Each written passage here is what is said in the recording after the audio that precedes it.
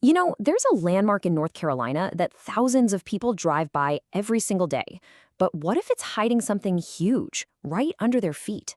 Today, we're diving into the fascinating theory that the McGuire nuclear station is a whole lot more than just a power plant. I want you to think back for a second. Back to those elementary school field trips. Remember the bus ride? The excitement? Now, what if I told you that innocent visit to the local science center was actually a tour of the public lobby for a top-secret government facility? That's the rabbit hole we are going down today.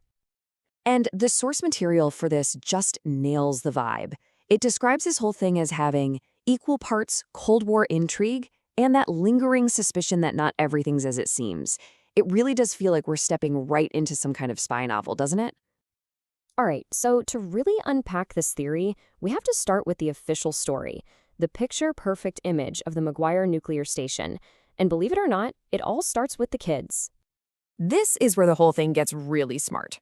Right on site, Duke Energy runs a place called the Explorium. It's this hands-on education center with fun exhibits and nature trails, all designed to make nuclear power seem, well, totally normal and safe.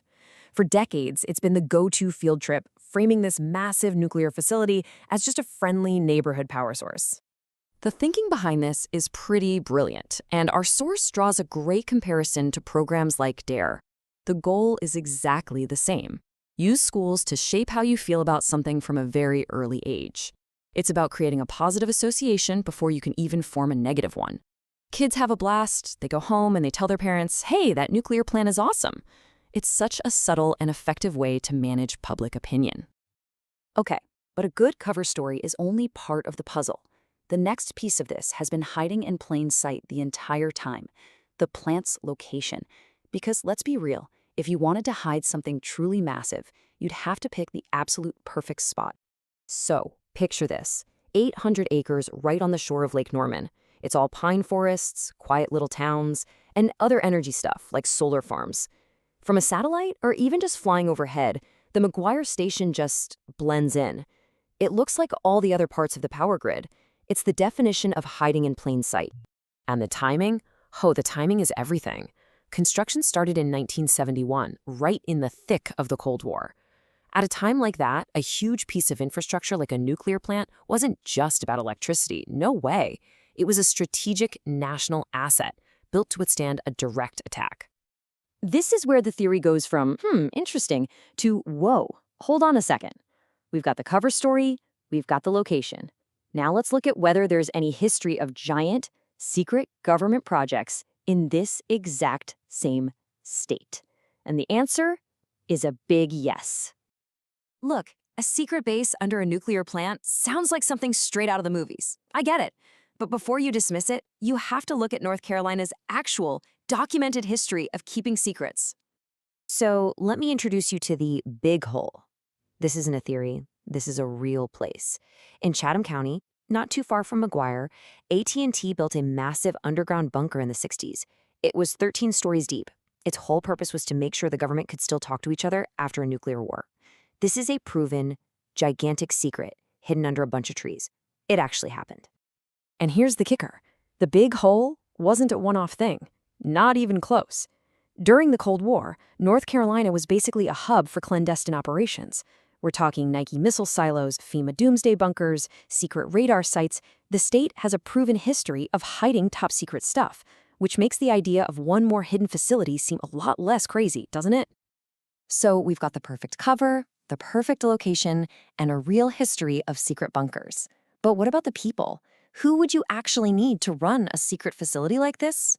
Well, turns out they might just be your next-door neighbors. First off, just follow the money. North Carolina gets something like $25 billion in defense spending every year. Every single year. That kind of cash doesn't just build bases. It creates this whole ecosystem of contractors, specialists, and tech companies, all filled with people who have the clearances to work on the government's biggest secrets. And guess who's been quietly moving into the suburbs all around the McGuire plant? This very specific group of people.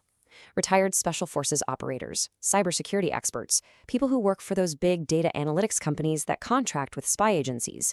These are not your average suburbanites. They are, as our source calls them, quiet professionals with the exact skill set you'd need to staff a high-tech, top-secret operation. Okay, let's pull all these threads together. We have the perfect PR cover story, we have the ideal camouflage location, we have a documented history of real-life secret projects in the state, and we have a local population packed with highly skilled, security-cleared professionals. So, it's time to ask the final question. So what are we really looking at here? Let's put it side by side.